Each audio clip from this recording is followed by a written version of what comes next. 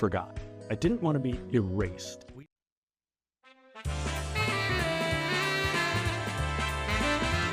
Live from the O'Hara Construction Studio in downtown Jackson, it's the Bart Hawley Show. I'm David Rice, inviting you to join Bart and his guests.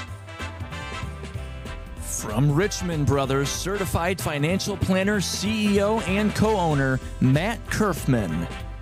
JTV Sports presents weekend high school football highlights. From the Jackson District Library, new manager for the Brooklyn branch, Tyler Kane. From the Jackson County Veterans Council, Dave Wellahan. Western High School students for their production of Clue, Delilah Pratt and Gray Zink.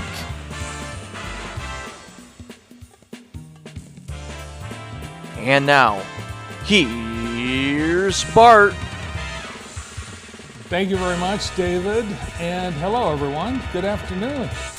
Great to have you with us today, starting this cold week. 30 degrees right now, and of course, that pesky snow is still hanging on, but we'll see some sunshine this afternoon, and maybe that will melt that stuff away. Windy this afternoon, tonight, snow showers possible mainly after 4 a.m., so we might just sleep through it. Tomorrow is Veterans Day, and we have a chance of snow showers to start, and then a chance of snow showers to end. Otherwise, just a cloudy and November windy day. Gusts as strong as 30 miles an hour tomorrow. Wednesday, cloudy, warming up 45. Getting better on Thursday, sunny and a high of 50. Friday, sunny 54. And clouds and sun on Saturday, 54. So we are going to improve by about 25 degrees between now and the end of the week. And that's it. Today's weather, sponsored by Kelly Express. Great deal on pizza at Kelly Express. This month, you can get two-item pizzas for $25. And they're big and they're awesome at Kelly Express. Kelly Express has all your favorite snacks and beverages. Stop by your favorite location. There is one near you. I'd like to look outside and see what things look like. Some roofs with snow. That's a good sign if you have a roof. That means you're not losing heat, but it also means there's snow. Some color still remains. Early November snow. Were you all surprised? Lucas, were you surprised when you woke up Sunday morning to the snow? I was. Yeah. Well, I think some of us knew it was coming, and some of us knew when it was coming, but still, it's jarring after we had such a lovely fall. But it's still fall, and we expect fall weather will be back. Today is November 10, 2025, National Civic Pride Day, and I hope you have great civic pride about our wonderful community. I do. I love it here.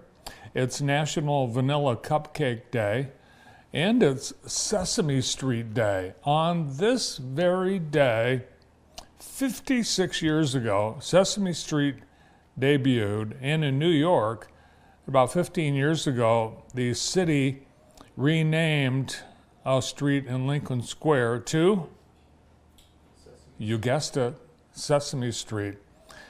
Today, the reimagined Sesame Street debuts with the new season. As you may have heard, Sesame Street and PBS changed their relationship due to funding pressures, and now Sesame Street will be on Netflix and on the streaming channel PBS Kids. So I'm sure we'll see it on our local PBS stations, but To see new episodes, you need to be on Netflix or PBS Kids, and that debuts, the 56th anniversary debuts today. It is also USMC Day, and USMC stands for, that's right, the United States Marine Corps. Today celebrating their 250th birthday, Semper Fi, and always faithful. And today, and this past weekend, celebrations held all throughout the world at various Marine Corps bases and in Marine Corps communities. Here in Washington, D.C., it was the annual Marine Ball, and there's the Commandant of the Marine Corps presiding at this big celebration. The annual Marine Ball, always a big deal, but especially on Saturday night for the 250th. And we thought we'd honor one of Jackson's Marine Corps members, and this is Marine Corps Sergeant Jared Fowle. He's an aviation precision measurement equipment technician. Last we heard, he was with the Marine Aviation Logistics Squadron. He was chosen by the Commandant to re-enlist in the Marines a couple of years ago. This is the kind of guy they wanted to keep in the Marines. And he's from Jackson, a graduate of Lumen Christi. Jared Fowle, thank you for your service. It was on this day in 1985, the teenage son of German inventor Gottlieb Daimler made the first long-distance test run of the world's first motorcycle. And we actually have a photo of it. Wow. Looks like... what is that? Just like is that the saddle, or does he have like a little briefcase that no, I guess that's the saddle. What's that cranky thing behind him? Well, it does have some components of the modern motorcycle. I would say it was probably a rough ride. It appears there's just steel wheels. And I'm sure the roads weren't well paved in 1885. So the frame itself is wood, and let's see what else is wood. Oh, I'm sorry, the wheels are wood too.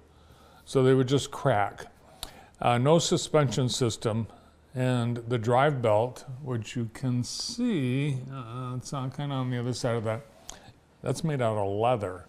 Not a very reliable ride, but we think of Gottlieb Daimler for the Mercedes and all that, but it turns out that his son was also into tinkering, shall we say, tinkering. And on this day oh my gosh, it was 50 years ago today. 50 years ago today, the SS Edmund Fitzgerald sank in the icy, cold, rough waters of Lake Superior. All 29 crew members on board died. It was the worst single accident in Lake Superior's history.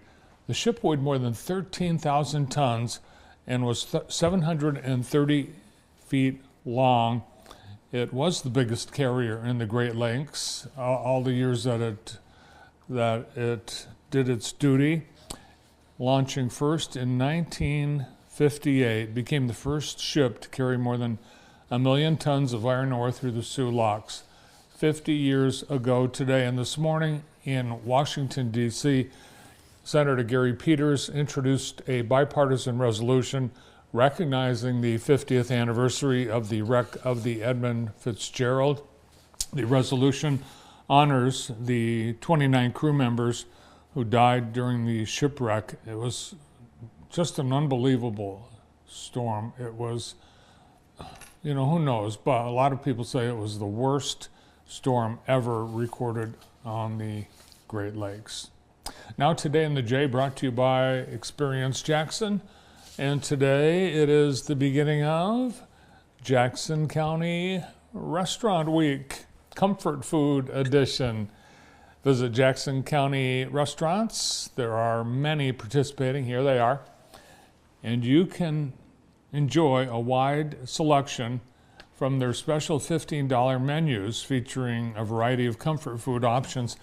And if you go to the link that's on experiencejackson.com or jtv.tv on Today in the J. You'll be taken to a special section of the Experience Jackson website that has all the restaurants participating and their special menus. And I've looked at a few of them, and several are big departures from usual fare, some particular restaurants, but everything looks great. And with this weather, what perfect timing for comfort food. It's Jackson County Restaurant Week, Comfort Food Edition. Check out all the great options. Everything's $15. There might be some things that are less, but nothing more than 15. Everything $15. Great deal. Today at the Michigan Theater, the Fall into Film series continues. It's the menu from 2022. It's almost as if they planned it to coincide with Jackson County Restaurant Week. But I don't know about this movie as far as being enticing food, because a young couple travels to a remote island to dine at an exclusive restaurant where the chef has prepared a lavish tasting menu with shocking surprises. I have no idea. I have not seen the movie, but it's a darkly comedic thriller that skewers prevention, privilege, pretension, and the fine dining elite. Oh, it's making fun of the fine dining elite. Well, that's tonight, 7:15, the movie starts, sponsored by Jackson College.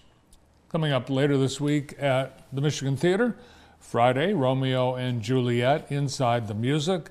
That's at 10 a.m., a free educational concert exploring how composers translate Shakespeare's words into music.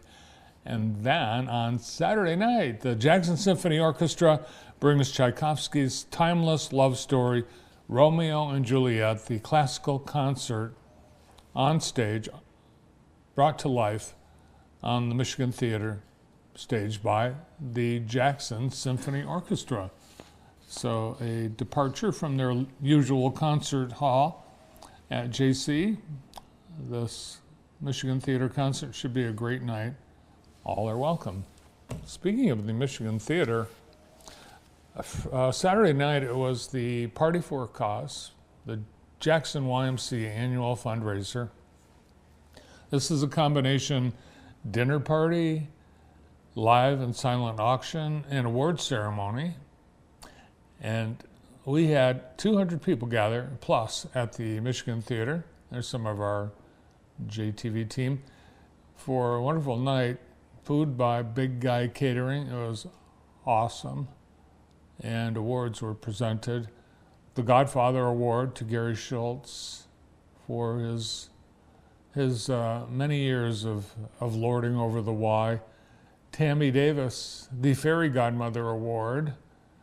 So many people were honored that they had a hard time fitting them all on the stage. Rodney Sims, the Ironman Award. Guess how many days Rodney Sims worked out at the Y in the last year? 365. Every single day. Thus, the Ironman Award.